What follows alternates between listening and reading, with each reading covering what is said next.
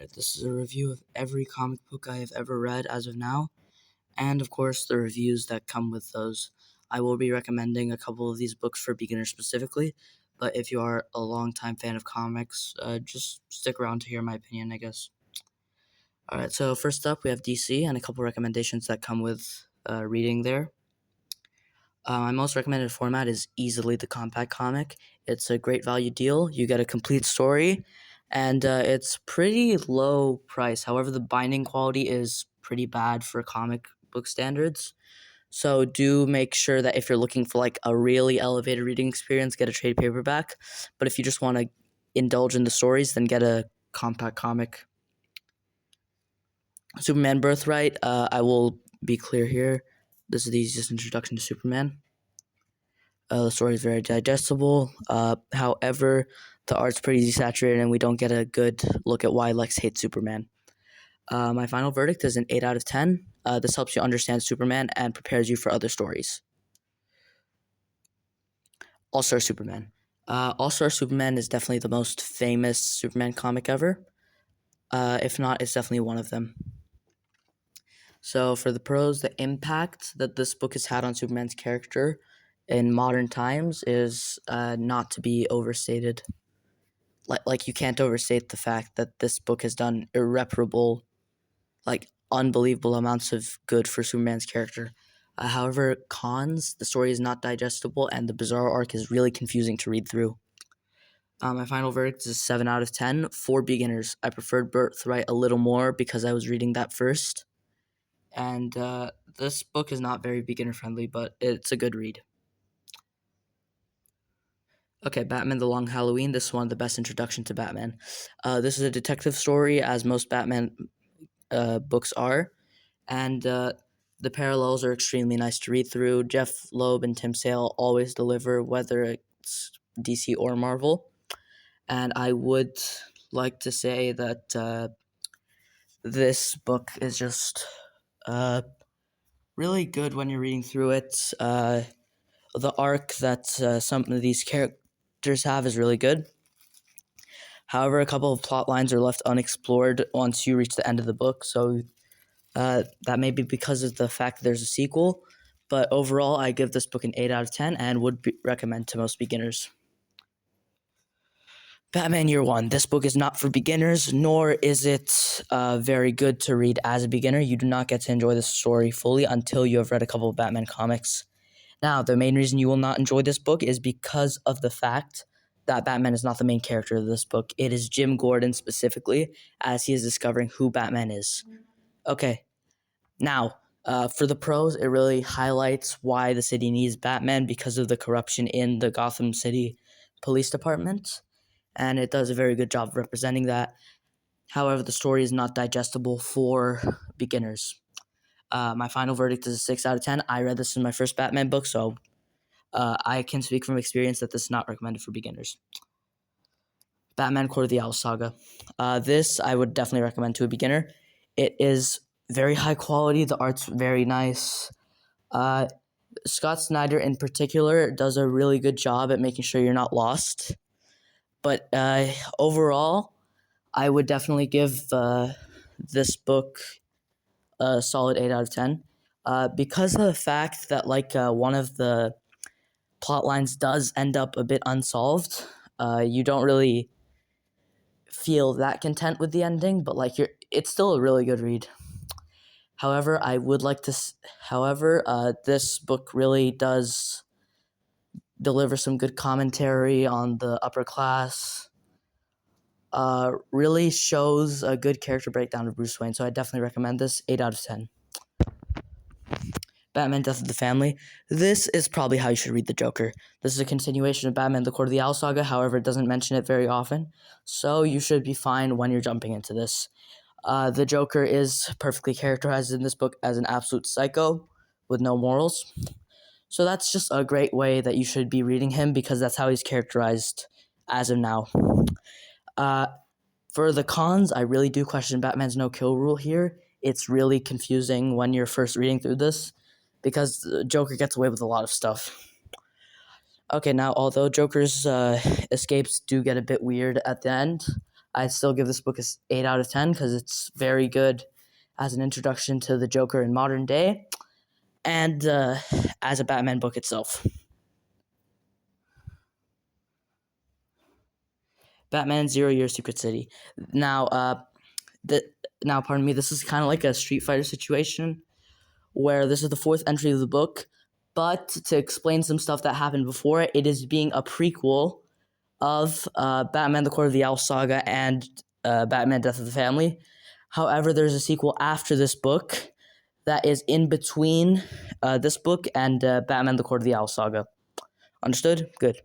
Okay, so this book is really good at explaining why Bruce Wayne is important in the Batman's antics, because it really shows how his connections matter when he's solving cases. However, some of the plot just isn't really well explained for the most part, but the flashback sequences are really good, and I would give this book an 8 out of 10 overall. Also, I would recommend reading this after reading anything on the Joker. I'd say particularly Death in the Family, but you will see why. Batman Zero Year Dark City. This is probably this is the sequel to Zero Year Secret City, and I believe that it is the better half. The book starts. Okay, yeah. So sorry, I got interrupted there.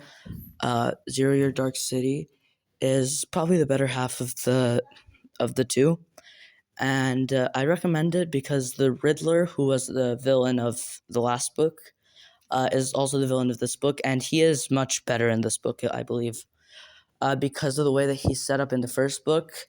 Now he can actually get a chance to shine. His motives make much more sense now, and you really get to see how maniacal he really is. Overall, I give this book a 9 out of 10. Really good. Flash, move forward. This is also part of the New 52 era for Flash. It was a new movement that allowed DC Comics to reset the timeline and allowed them to pull in some new readers. So this is also a very good introduction to the Flash. It's the only Flash book I own, by the way. I will say the art is amazing. The way they use the comic medium to show time, flashbacks, even moments in time in the same panel, really interesting to me. But however, some of the storylines do end up wrapping up a bit oddly, and I do think that they ended a bit odd. I didn't like some of their endings, and some of them just aren't concluded, and they're probably left for the other trade. I give this book a 7 out of 10. I would definitely recommend it to a beginner. Supergirl Women's Tomorrow. This is amazing. So for the pros, Supergirl is really well characterized in this book. You do get a really good breakdown of her character. You get a good explanation as to why she's like that with her origin. That's blended pretty well into the pages. I will say the art is amazing. The second lead alongside Supergirl, Ruthie, very good contrast, and they bounce off each other pretty well. However, Tom King, the author of this book, seems to like to elongate his sentences a ton, and that kind of annoys me a bit. But it's definitely bearable. So my final verdict is a 10 out of 10. I really like this book, and I would also definitely recommend it. By the way, minor warning: this book may contain the following runs are ongoing. So if you want to pick them up before reading this video and just want to see my opinions, here's a spoiler warning for these books. They are not heavy spoilers, by the way. Just skip ahead if you don't want to hear anything about the books, though. Absolute Batman, The Zoo. This is a really good book. The way that they change around Batman in this book is really cool. I like how they implement some of his design elements to become tactical, and the way his origin is presented is really interesting. However, cons, I do feel like Black Mask is a bit unexplained in this book. Oh my god. Okay, I believe that Black Mask's motives are a bit hard to understand here. I think he's an anarchist, but it's weird. And the art also gets a bit odd. In some scenes, it just feels flat. My final verdict is a 9 out of 10, though. It's very beginner friendly. Absolute Batman abomination. If you don't like Absolute Batman, you're wrong. Pick up this book now. So my pros, all of the awesome changes and like the fresh takes on the characters are way more prevalent. So you get to see why this is an absolute universe. I also like the twist on Arkham. To be kind of a prison, but not really. And I overall do really like this book and the way it's presented. New characters also are really cool, with Bane being a highlight. One con I have, do not read the second half of this book when people are around. They will call you weird. When the final fight starts, you may presume to your living room. My final verdict is 10 out of 10. I definitely recommend this to a beginner, and this is perfect. Absolute Superman, Last Dust of Krypton. I was not expecting the book to be this good, to be honest. Like, the book itself is good, but I wasn't expecting it to be this good because I saw a lot of flack on it online.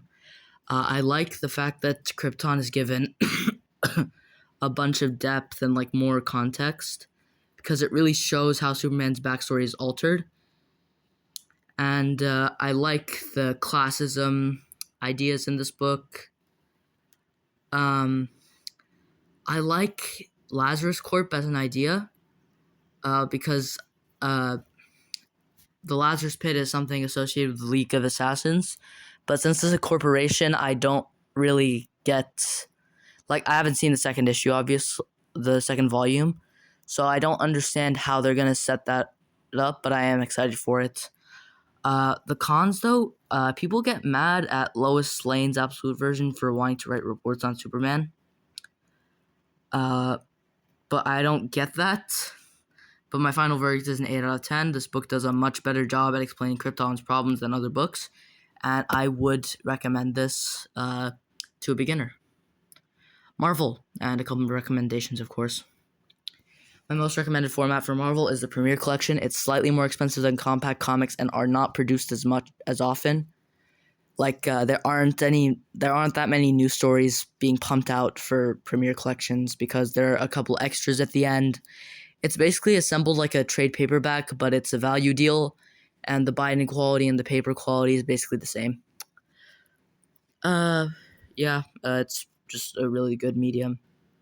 Daredevil Born Again. First of all, I don't recommend this book that much to a beginner. I'd recommend, from what I saw online, The Man Without Fear. My pros, the overall writing is quite good, and like the message at the end leaves you like pretty happy with what you just read. One of my something that really annoys me in this book is like how many plot threads just aren't answered in this arc. However, I do know that this run of Daredevil had multiple issues going, and like you had to sit through them to get all of the answers to this plot. But like what's shown in this arc is a bit odd to me, because it annoys me because like this is like a really big plot twist, and like it gets answered. There was no build up to it, and it's just one page. Actually, not even a page, a panel of Matt Murdock explaining the plot twist in a narration bubble. There's also like an idol character shown in this book, so to my Muslim brothers or like my religious people watching this video in general, do with that what you will. My final verdict is a 7 out of 10. This is not very beginner friendly, but it's a pretty good read. Fantastic Four Solve Everything. This book was pretty fantastic. Now, a bit of a stretch to say that it was like a 9 out of 10 even, but like it's clearly like pretty good at delivering some pretty nice stories. A couple like fresher ideas, but Jonathan Hickman really was on fire with these ideas that came through. However, here's the thing though. The art here gets really bad sometimes. And also to my religious people watching this video again, another idol character appears in this. Do with that what you will. My final verdict is 8 out of 10. Very beginner friendly.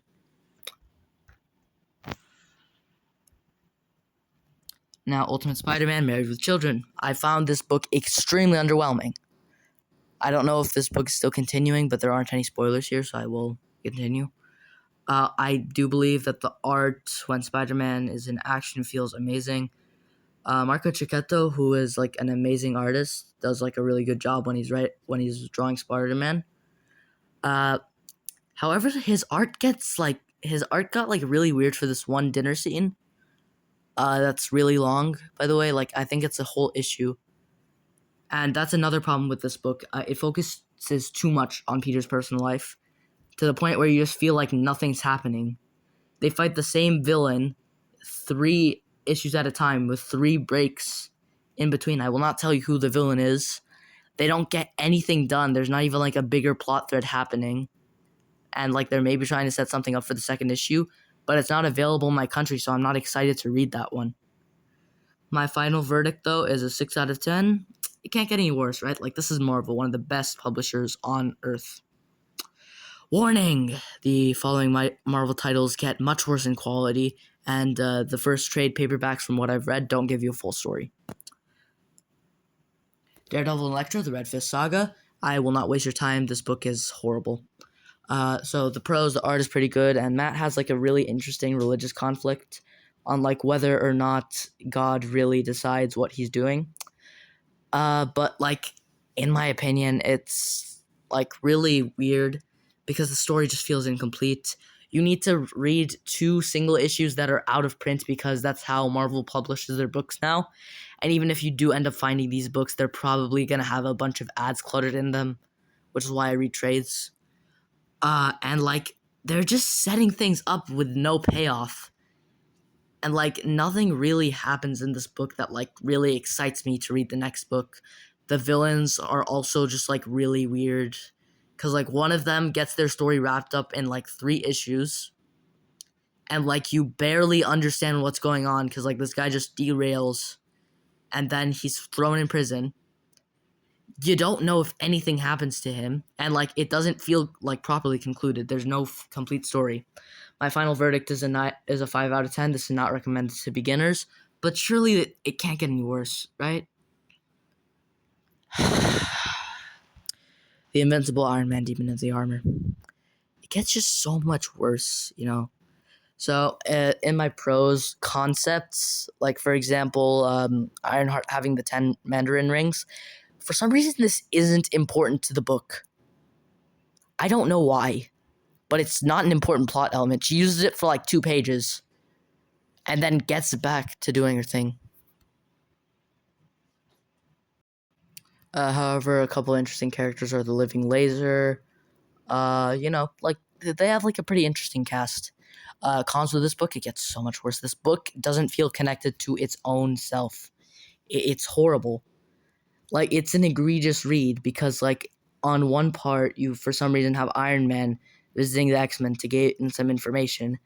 I just believe that this was a reason for Duggan to like get his X-Men work done because apparently he has something going on with them. But like I don't get it, man. Like the villain gets set up and like it's another Tony has lost his company again. I don't care. And the final chapter of this book is basically just Tony writing a hypothetical in his basement. I hate that. My final verdict is a 3 out of 10. This book sucks. Image Comics, I don't know why I'm doing this. I only have one thing of theirs. My most recommended format for them is most definitely the trade paperback, I guess. Invincible Volume 1. This book's really good. It's a really good introduction to the superhero genre as a whole. It's really easy to get into as an entire story because of the fact that they're all just put into easy to follow trade paperbacks. And it's just one story, so there's not multiple universes or anything like that. The cons, though, in this book specifically, Cory Walker's old art style is a bit weird to look at, especially considering Ryan Otley's art in the later issues. Though my final verdict of this book is definitely a 9 out of 10 because like the story is not bad at all. Although I do believe that like the Guardians of the Globe could have been like shown a bit more. This book is not bad at all, but I will give it a 9 out of 10. It's also recommended to anyone, not just comic book readers. Udon, why am I doing this again? I only have one of their things. Just get a trade paperback, dude. Street Fighter V Random Select. The book's pretty good. It's basically an anthology of like multiple Street Fighter stories. Somehow this thing still gets a pretty decent continuing story. So like you actually understand what's going on for most of it.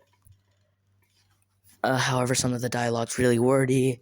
It's a bit cringe sometimes. So overall, I give this a 7 out of 10. I wouldn't really recommend this as a comic book.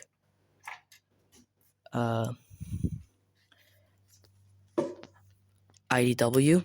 Now I actually have some stuff from them. I even have some stuff I haven't read from them. My most recommended format for them is probably the IDW collections. They're pretty good. And like they're basically the size of like 4 trade paperbacks for the price of 2 of them. So it's a pretty good value deal compared to others. I would say that it's also really easy to like find what collection they're adapting, then find the first part of that one, and then second part. It's just really easy to get into. The TMNT IDW Collection Volume 1. This book is pretty good. I like it. It's a nice introduction to the Teenage Mutant Ninja Turtles, especially Raphael, because of the fact that like his origin is different from the others. I won't explain how, but like there is a period where their origins are treated differently. I like how that explains his character but on its own, and then that allows the character to develop in later issues. Some of the dialogue here is really cringe. I get that they're teenagers, but they're not supposed to be like this bad at doing stuff. They do like this 90s thing where they end all the S's with a Z sometimes, like in usernames. And like I don't find that realistic at all, especially for like teenagers. And also one in the issue where the Foot Clan gets introduced, this really annoys me. They spend not even a single page just fully talking about the Foot Clan. They spend like 3 panels talking about them, and then a full 4.5 pages are dedicated to some dude that was doing a French form of martial arts called savate. Not even a full form of martial arts. It's basically just parkour with a couple kicks thrown in. I would like to strangle whoever thought of doing this on the issue where the Foot Clan gets introduced, no less. And for some reason, apparently French ninjas are a big thing to point out here. It just feels like the authors tried to be smart here. Yeah, but my final verdict is 7 out of 10. It's still a pretty good book, and I definitely recommend to a beginner. So the IDW Collection Volume 2 of the TMNT series. This is the same series, of course. It's a sequel and everything. Okay. I like this book much more. I'd like this book a little more because there's less dialogue that's bad, and like more about how like I didn't care for a specific subplot that was already resolved in the first one, which is about feudal Japan. I won't explain the full details because it's kind of a spoiler.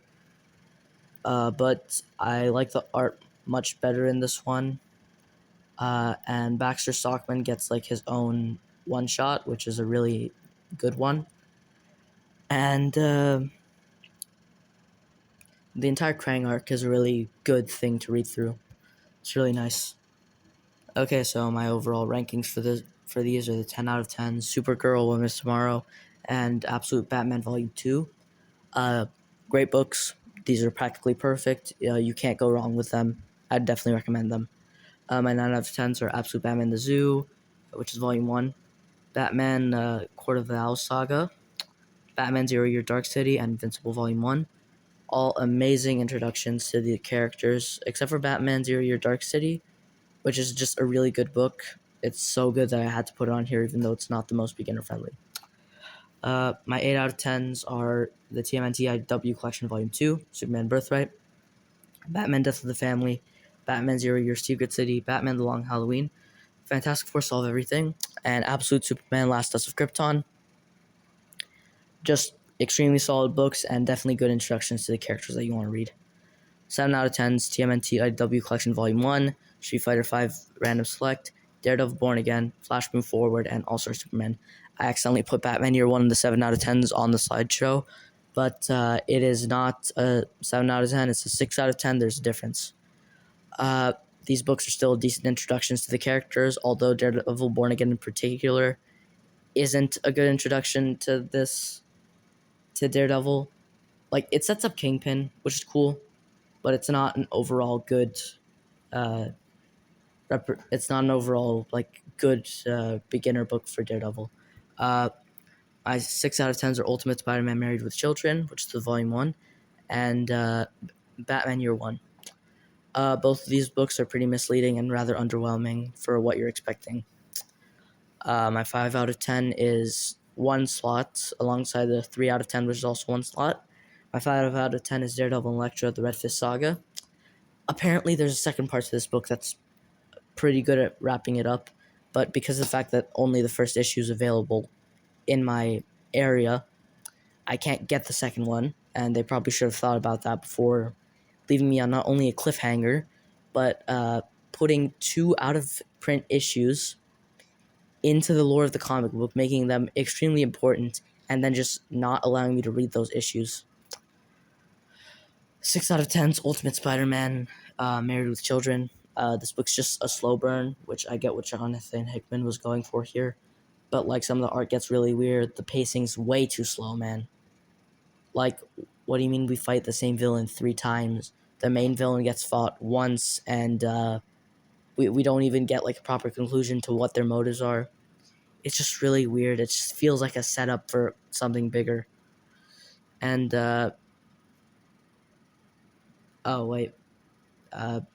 Ultimate Spider-Man's 6 out of 10, I forgot. Alright, my 3 out of 10s are Invincible Iron Man, Demon in the Armor. This book's horrible. I just don't recommend it. Well, that was my video, guys. Thank you very much for listening.